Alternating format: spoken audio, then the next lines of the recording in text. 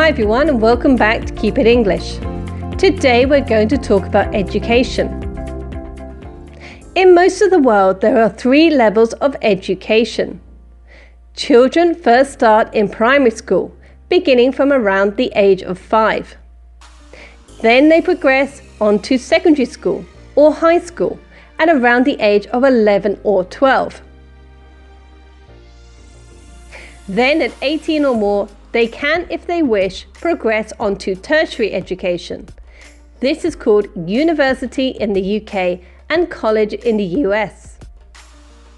To enter an academic institution, you must apply for a place. Note the use of the preposition for. It is to apply for.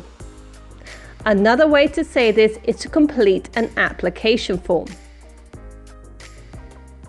If you are successful, then you enroll in the institution, which means that your name appears on the register and you must pay an enrollment fee. Yes, fees.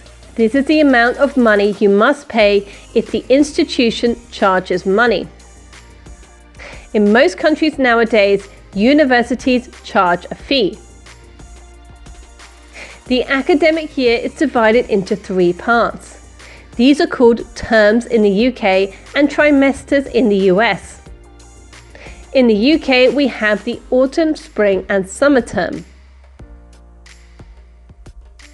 Now, on to exams. In English, it is to take an exam. Take an exam. Then, if you don't do very well, sometimes you need to retake the exam. You either pass or fail an exam. At the end, you will get a good or bad mark, or get a good or bad result.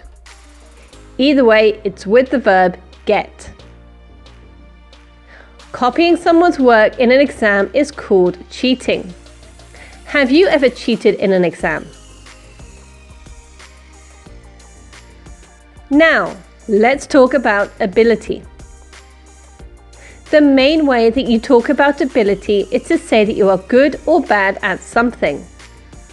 Here you use the noun or the verb in gerund. For example, she is good at maths but bad at running. You can extend this idea to say that someone is talented, brilliant, terrible, and a disaster at something. For example, they are brilliant at drawing, but a disaster at paying attention. What do all these phrases have in common? Correct, they all end in the preposition at, because at means ability. The one exception to this is to be capable of plus noun or verb in gerund.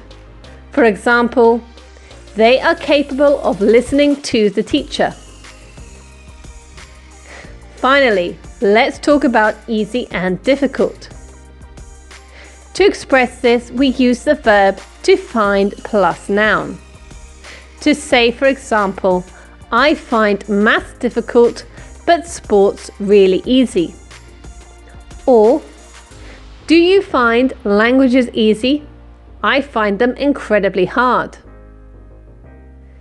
In the same way, you can say you find something useful, pleasant, unpleasant, annoying, and irritating.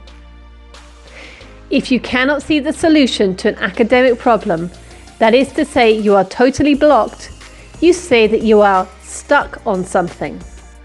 For example, I need help with French. I often get stuck on the verb conjugations. And that's it. The end of our lesson on education and ability.